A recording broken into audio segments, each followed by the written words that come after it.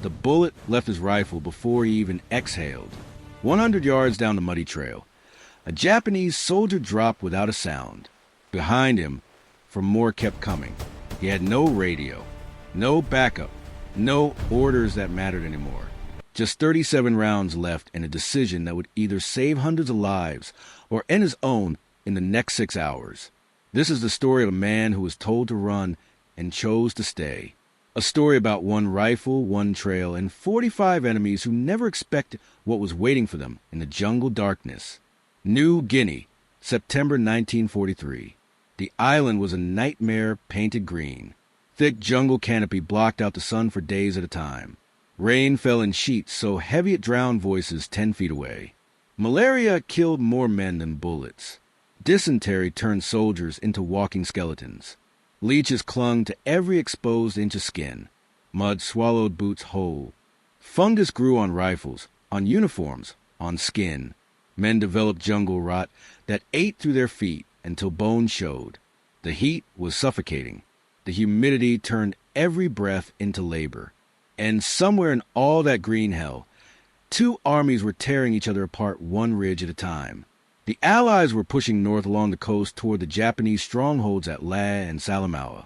Every mile gained cost lives. Every trail mattered. Every ridge was a fortress. The terrain itself was the enemy. Mountains rose straight out of the ocean at impossible angles. Rivers turned into torrents overnight that swept away equipment and men. Trails that existed one day vanished under landslides the next. Resupply took weeks. Reinforcements took longer. Men fought with half rations, dwindling ammunition, and the constant knowledge that if they fell wounded, the jungle would finish what the enemy started. Rescue was a fantasy. Evacuation was a prayer. Survival was luck. The Japanese were dug in. They had been on the island for over a year. They knew the terrain. They knew which ridges could be defended, which trails could be ambushed, which valleys turned into killing zones when the rains came. They fought with a discipline and ferocity that shocked Allied commanders who had underestimated them. They did not surrender. They did not retreat unless ordered. They held positions until they were overrun, and even then they fought to the last man. The Japanese soldier was trained to see death as honor, capture as shame, retreat as unthinkable. This made them terrifying, and it made them predictable. In the middle of this, hell was a trail, not a road, not even a proper path, just a narrow strip of packed earth, winding through the jungle from the coast up into the highlands. It was maybe 4 feet wide at its widest point, narrower in places where the jungle encroached. It followed a ridgeline that rose gradually from sea level to about 800 feet over a distance of 12 miles. The trail was ancient, used by local tribes for generations. Now it belonged to war. But this trail was everything. It connected the forward Allied positions to the supply base at the coast.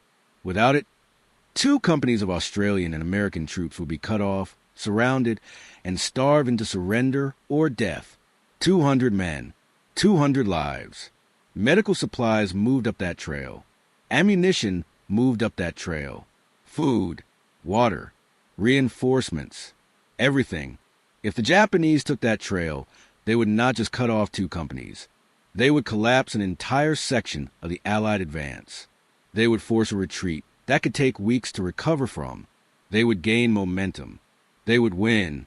The Japanese knew this. Intelligence reports confirmed they were planning an assault, a night attack, fast, brutal, overwhelming force to take the trail and hold it. Allied command knew they could not match that force. Not quickly enough. The forward companies needed 48 hours to reposition, 48 hours to dig in, 48 hours they did not have. So they sent a platoon, 12 men, not to hold the trail. That was impossible. But to delay, to harass, to make the Japanese think twice, to buy time. Sergeant Thomas Callahan knew it too. Callahan was 26 years old. From a small logging town in Oregon called Crescent Lake, population 400. He had grown up in forests, so thick you could walk for hours and never see the sky. He learned to shoot when he was 7. His father taught him. Elk hunting in the Cascades. Patience, breath control, respect for the rifle, respect for the animal. One shot. Make it count. His father died when Callahan was 14. Logging accident. A tree fell wrong. After that, Callahan hunted alone. He dropped out of school at 16. Worked the lumber mills. Sent money to his mother. Lived a quiet life. He was not ambitious. Not a dreamer. Just a steady man who understood hard work and silence. When the war came, he enlisted not out of patriotism, not out of adventure. He enlisted because men from small towns did, because it was expected, because it was the right thing to do. He went through basic training, without incident, average scores, average fitness, no disciplinary issues, no commendations. He was assigned to an infantry unit, deployed to Australia, then New Guinea. He became a sergeant not because he sought it, but because men above him died and men below him trusted him. He did not give speeches. He did not inspire with words. He led by example, by staying calm, by making decisions when others froze.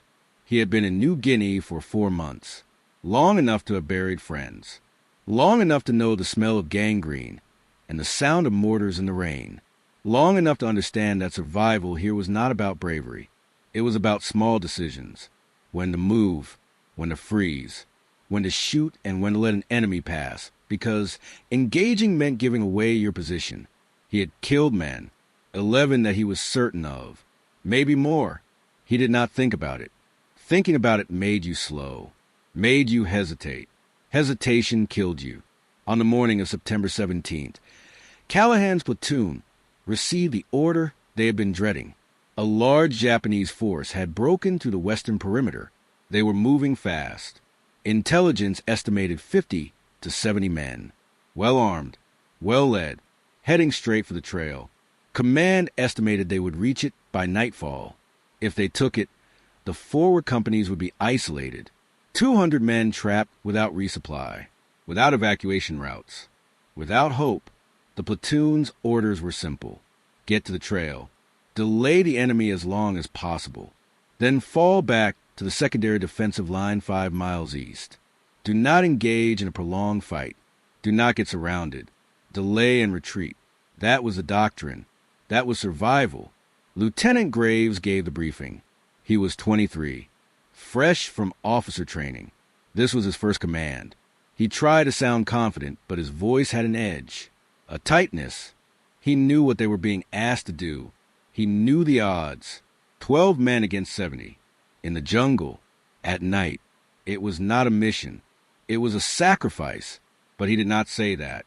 He said what he was supposed to say. We hold as long as we can. We fall back when we have to. We stay alive. Any questions? No one asked. There was nothing to ask. Callahan and 11 other men moved out at noon. The jungle swallowed them within 50 yards. They moved in single file. No talking. Hand signals only. Every step calculated.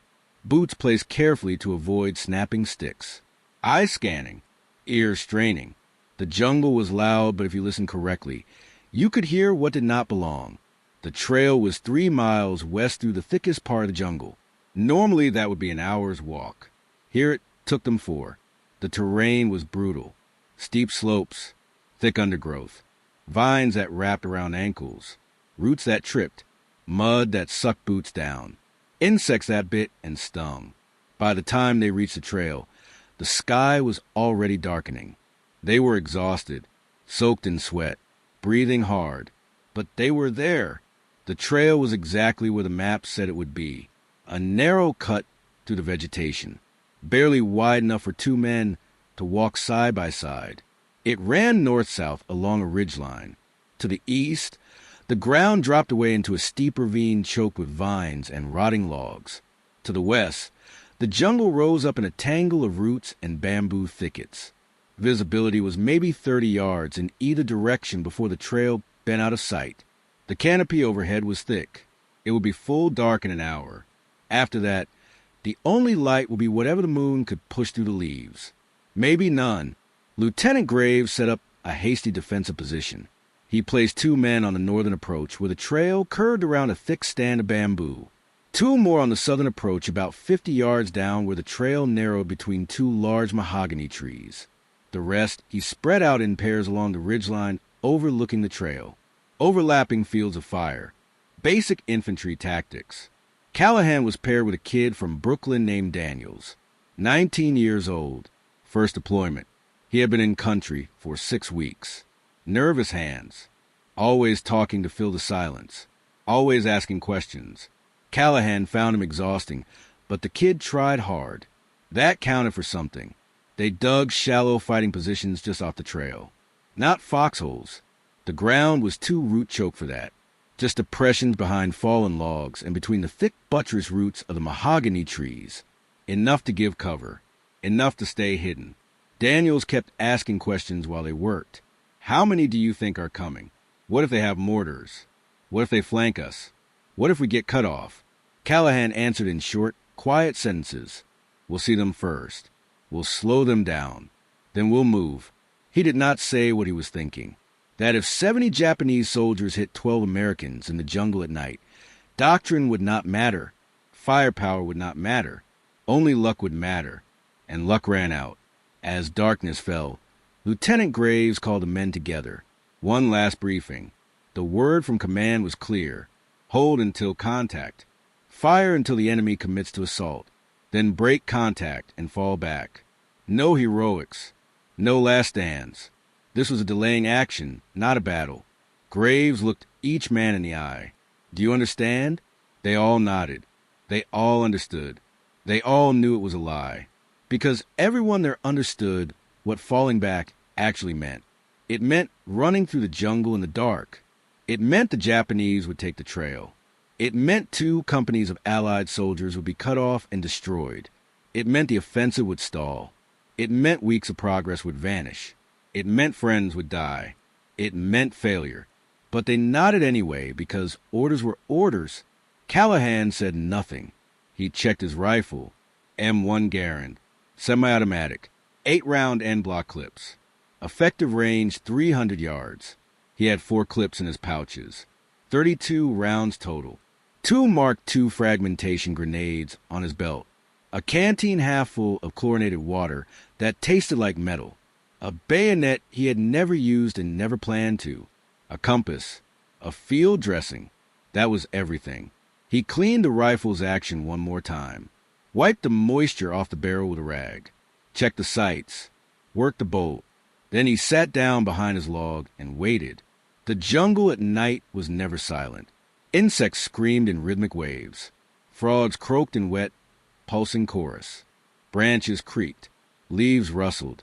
Rain dripped even when it was not raining. The canopy held moisture and released it in random intervals like a leaking roof. Somewhere far off, a bird called, then another answered. The jungle was alive, always moving, always breathing. But underneath all that noise, a good listener could hear the things that did not belong. The crack of a stick under a boot, the metallic click of a safety being released, the soft whisper of cloth brushing against bamboo, the deliberate, controlled sound of men trying to move quietly. At 11 that night, Callahan heard something, a sound that did not fit. Movement, deliberate, controlled, coming from the south. He touched Daniels on the shoulder. 2 taps. Enemy. Daniels froze. His breathing got faster. Shallow. Panicked. Callahan put a hand on the kid's arm. Squeezed. Slow. Steady. Wait. Daniels nodded. Swallowed hard. Gripped his rifle tighter. The sound grew closer. Footsteps. Multiple. Maybe a dozen. Moving carefully but not slowly. Advanced scouts.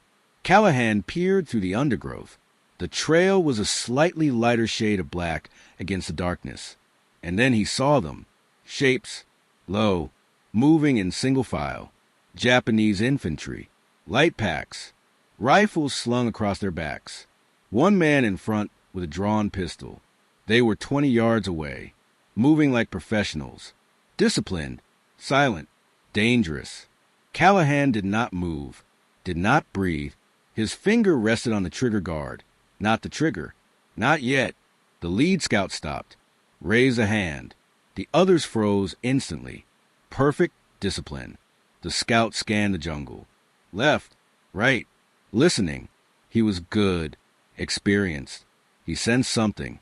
Callahan's heart hammered in his chest, so hard he was certain the scout could hear it.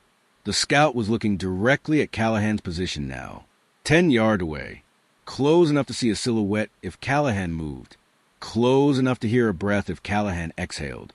Callahan held, muscles locked, lungs burning. The scout took one more step forward, then another. He was 5 feet from the log. If he looked down, he would see the rifle barrel. If he stepped forward, he would trip over Callahan's boot. Callahan's finger moved to the trigger. If the scout found him, he would take the scout first. Then as many others as he could before they killed him. He had maybe 3 seconds to live. He accepted it, made peace with it, waited. Then a bird called. A single sharp note from the canopy above. The scout turned, looked up, seemed to relax slightly. A bird, just a bird. He signaled the others forward. They moved past. Silent, disciplined, professionals. Callahan counted 12. When the last one disappeared around the northern bend, he exhaled slowly. His hands were shaking. Adrenaline. He forced them steady. Daniels was staring at him with wide eyes. That was close, the kid whispered. Callahan nodded. That was the scouts. The main force is still coming. At midnight, the jungle erupted. Gunfire from the north. Sharp, overlapping. The distinctive crack of M1 rifles and a heavier thud of Japanese Arisaka rifles. Shouting. English. Japanese. Grenades. The deep concussive thud followed by screaming. The Japanese had hit the northern defensive position. The sound was chaos. It lasted maybe 90 seconds. Then silence. Then voices. Urgent. Angry. Japanese voices. Callahan knew what that meant. The northern position was gone. Overrun. 2 men dead or captured. The Japanese were on the trail. Lieutenant Graves' whistle blew. 3 short bursts. The signal to fall back. The rally point was 5 miles east. Callahan heard the men to his left crashing through the jungle. Running. Boots slipping. Branches breaking. The sound of retreat. Daniels grabbed his arm hard. We have to go. Now. Sarge, we have to move. Orders. Callahan looked at the trail. He could hear boots. Many boots. Coming fast from the south. The main force. They were not being cautious anymore. They had broken the northern position. The trail was theirs. They were moving to secure it. If they took the trail now, it was over. 200 men would die. The offensive would collapse. Everything would be for nothing. Daniels pulled harder, his voice rising. Sarge, we have to move. Now. That's an order from Lieutenant Graves. We go now. Callahan looked at him, at the fear in his eyes, at the rifle shaking in his hands, at the sweat pouring down his face. Then he looked back at the trail, at the narrow strip of earth that 200 men were depending on. Men who had no idea their lifeline was about to be cut. Men who trusted that someone would hold. Someone would buy them time. He made his decision. Go, Callahan said quietly. What? Go. Fall back. That's an order. Daniels stared. You're staying? Callahan nodded once. Someone has to. Go. Now. Daniels hesitated. For one long second, Callahan thought the kid might refuse. Might stay. Might die beside him for no reason other than loyalty or stupidity or youth. Then Daniels turned and ran. The sound of his boots faded into the jungle. The voices of the retreating platoon faded.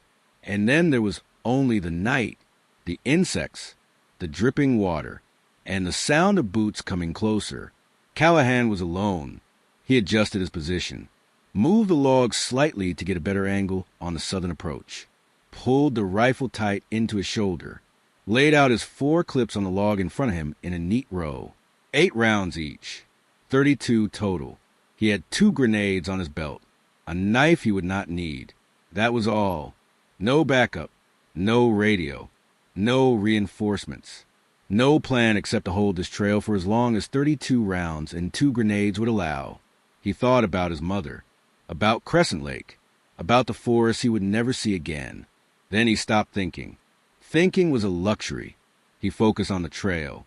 On the sounds. On the job, the Japanese came 5 minutes later. They were not cautious anymore. They had swept the northern position, killed or scattered the defenders. The scouts had reported no significant resistance. The trail was theirs. They moved in a loose column, rifles at the ready but not raised, talking quietly, confident, victorious. Callahan watched them come. He counted 15 in the first group, officers and NCOs, then a gap of maybe 10 yards, then another 20 men, infantry, then more, at least 50 visible on the trail, maybe more behind them. They filled the narrow space. A river of men flowing north toward the Allied positions, toward 200 men who had no idea death was coming. Callahan aimed at the center of the column, picked his target carefully. A tall soldier with an officer's sword on his belt, probably a lieutenant, maybe a captain. It did not matter. He was the target. Callahan's breathing slowed. His heart rate dropped. The world narrowed to the rifle's sight and the target. He exhaled halfway, held, squeezed the trigger. The shot cracked through the jungle like thunder. The officer dropped instantly, dead before he hit the ground. For one frozen second, no one moved. 50 men stood paralyzed, confused, trying to process what had just happened. Then chaos. Soldiers dug for cover, shouted commands, returned fire blindly into the jungle. Bullets ripped through leaves, thudded into tree trunks, whined off rocks. The noise was deafening, but they could not see him. Callahan was 15 yards off the trail, hidden behind a log in the thick undergrowth, concealed by darkness and shadow. He was a ghost. He stayed low, counted to 3, then shifted position, crawled 5 feet to the left, rose slightly, acquired a new target, a soldier kneeling behind a tree, fired.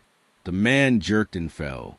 Callahan dropped, crawled right, 10 feet this time, rose, fired. Another hit. The Japanese poured fire into the jungle, hundreds of rounds, but they were shooting at ghosts, at muzzle flashes that were already gone. Callahan kept moving. Fire, shift, fire, shift, never staying in one place, never giving them a target. Every shot deliberate, every shot controlled, every shot a kill. He burned through his first clip. 8 shots, 6 confirmed hits, 2 misses in the chaos. The metallic ping of the empty and block clip, ejecting, was loud even over the gunfire. He grabbed the second clip, slammed it into the rifle, kept firing. The Japanese were trying to organize. An NCO was shouting orders, trying to get the men to advance, to flank, to overwhelm the position. Callahan shot him. The NCO dropped. The soldiers hesitated. Another voice took command. Callahan shot him too. Chaos turned to panic. 2 Japanese soldiers broke from the trail. They pushed into the jungle toward his last muzzle flash, trying to flank. Callahan saw them coming through the undergrowth. He let them get close. 20 feet, 15, 10. They were moving carefully, rifles up, sweeping, professional. He waited until they were separated. Then he shot the first one through the chest. The second panicked, spun, fired wildly. 3 rounds into canopy. Callahan shot him twice. Center mass. Both men fell. Neither made a sound after the initial impact. Second clip empty. 16 rounds gone. Maybe 15 minutes elapsed. Callahan had killed at least 18 men. Maybe more. The Japanese pulled back. Not a retreat. A tactical withdrawal. They regrouped 50 yards down the trail, out of effective rifle range. Callahan used the silence to move.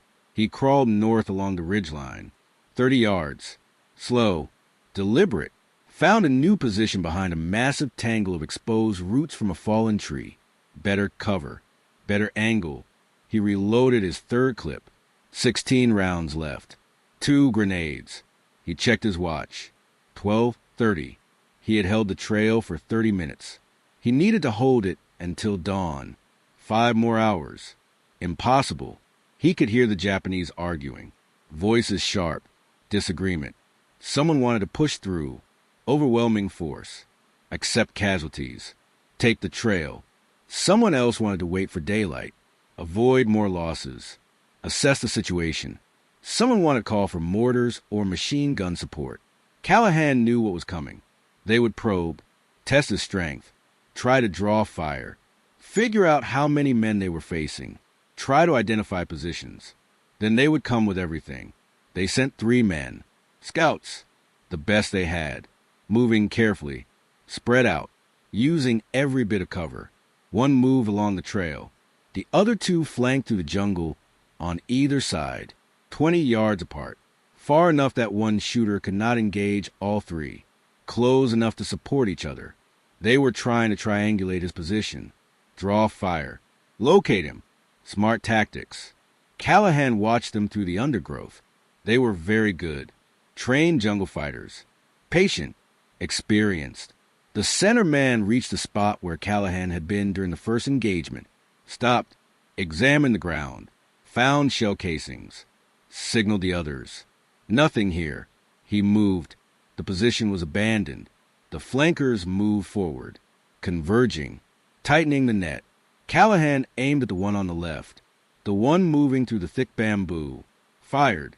The man went down hard. The other 2 spun instantly, fired at his muzzle flash. 5 rounds. 6. Callahan had already moved. He rolled behind a root tangle, came out on the right side. The scout on the right was advancing, trying to flank Callahan's old position. Callahan fired twice. 1 hit. The scout stumbled, fell, tried to crawl. Callahan fired again. The movement stopped. The 3rd man, the one on the trail, ran. Smart. He had seen enough. Callahan let him go, let him report. Let them think there were multiple shooters, multiple positions. Let them hesitate. 3rd clip empty. 24 rounds gone. 8 rounds left. 1 clip. 2 grenades. That was all that stood between the Japanese and the trail. Callahan reloaded his last clip. The weight of it felt impossibly light. He had maybe 10 minutes before they came again. He used the time to improve his position, cleared a firing lane through the undergrowth, found a secondary position 10 yards away, planned his route between them, checked his grenades, pulled the pins slightly to loosen them. Every second would count. At 1:15, they came hard. No more probing. No more caution. 20 men, maybe 25. Bayonets fixed. They came up the trail and into the jungle on both sides simultaneously. A coordinated assault. Overwhelming force. They were screaming. The traditional banzai charge. Meant to terrify. Meant to overwhelm. Meant to break the defender's will. Callahan felt no fear. Only cold calculation. He shot the first man at the front of the column, then the second. Then he pulled his first grenade, yanked the pin, counted. 1, 2, threw it into the center of the trail, where the column was thickest. The explosion was massive in confined space. Shrapnel tore through flesh. Men screamed, fell. The charge faltered. Callahan fired into the smoke. 3 more shots. 3 more hits. Then he ran. He sprinted north along the ridgeline, boots slipping on wet roots, vines tearing at his face, his rifle strap cutting into his shoulder. Behind him, the Japanese shouted, reorganized, pursued. He had maybe 30 seconds before they caught him. He found the thick mahogany tree he had marked earlier, dropped behind it, turned, raised his rifle. They came around the bend. 5 men, running hard, screaming. He shot the first 2, center mass. They dropped. The others dove for cover, returned fire. Bullets splintered bark above his head, showered him with splinters. He rolled left, came up firing, shot a 3rd, 4th. The 5th man turned and ran back the way he had come. Last clip empty. 32 rounds gone. Callahan had 1 grenade left, and a knife. He pulled the grenade, held it in his right hand, drew the knife with his left. If they rushed him now, he would throw the grenade and fight with the knife until they killed him. He waited, listened. He could hear them regrouping. Closer now, maybe 30 yards. Voices, angry, determined, frustrated. They knew he was alone now. One man, out of ammunition, wounded prey. They would come carefully, methodically. They would surround him, flush him out, kill him. It was over. But Callahan was not thinking about dying. He was thinking about time. Every minute he held this trail was another minute for the forward companies to prepare, another minute to dig in, another minute to reposition, another minute to survive. He had bought them maybe 90 minutes, maybe more. How many lives was 90 minutes worth? 10? 20? 50? He did not know, but it had to be enough. It had to matter. The Japanese came again, not charging, not probing, just advancing. Professional, steady, fire and movement. One group shooting to suppress, the other moving forward, leapfrogging, closing the distance. Textbook infantry tactics. Unstoppable. Callahan had no ammunition to return fire, no way to stop them. He gripped his last grenade. This was it. He pulled the pin, held the spoon down, counted their advance by sound. 50 feet, 40, 30. He stood, threw the grenade as hard as he could toward the sound of boots. Dropped flat. The explosion ripped through the jungle. Screaming, shouting, then silence. He had nothing left. He gripped his knife, waited for them to come, waited to die fighting. But they did not come. Minutes passed, then more. Callahan stayed frozen behind the tree, listening. Something was wrong. He could hear movement, but it was wrong. It was receding, moving south, away from him, away from the trail. He did not understand. Then he heard it, a new sound, distant but growing. The deep rumble of artillery, American artillery, heavy guns from the coastal base. The forward companies had called for fire support. They had radioed the coordinates, bracketed the trail. The shells screamed overhead, massive, destructive. They impacted south of Callahan's position. The jungle shook, trees splintered, the ground trembled. The barrage was precise, deadly. The Japanese were caught in the open. They were pulling back, retreating under bombardment. They had lost too many men, taken too much time. Daylight was coming in 4 hours. They could not afford to be caught on the trail in daylight. American air support would destroy them. They were retreating. Callahan stayed in position until dawn. He did not move, did not relax. He had seen retreats turn into counterattacks. He waited. When the light finally broke through the canopy in thin gray shafts, he moved. Slowly, carefully, rifle ready even though it was empty. He checked every shadow, every sound. The trail was empty, silent, but the dead were everywhere. He walked slowly down the trail, counting. Bodies in the trail, bodies in the jungle, blood on the leaves, on the roots, on the ground. He counted carefully. 41 bodies he could confirm, Japanese soldiers, most killed by rifle fire, some by grenades, some by the artillery barrage. 41 he could see and verify. He moved deeper into the jungle, found 4 more in the thick undergrowth, killed in the early fighting. 45 total, 45 men. He had killed 45 men, with 32 rounds and 2 grenades. One man, alone. It did not seem real. He found Lieutenant Graves and the survivors 3 miles east at the rally point just after dawn. 8 men left out of 12. 4 dead. Graves was sitting against a tree. His face was gray, exhausted. When he saw Callahan, he stood, stared. "We thought you were dead. We heard the fighting. It went on for hours. We thought they wiped you out. How many were with you?" Callahan said nothing for a moment. Then, quietly, "None. I was alone." Graves stared. "Alone? For how long?" Callahan checked his watch. "About 6 hours." "How many did you—" Graves could not finish. Callahan's voice was flat. 45 confirmed. No one spoke. The men stared at him like he was a ghost, like he was something other than human.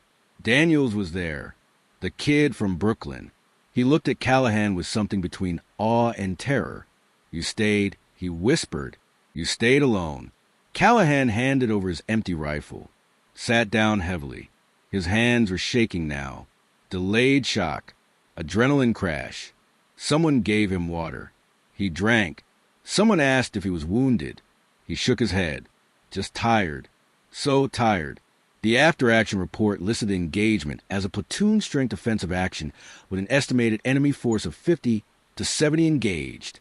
It noted that effective small arms fire and artillery support resulted in heavy enemy casualties estimated at 20 to 30 killed or wounded. The trail remained in Allied hands.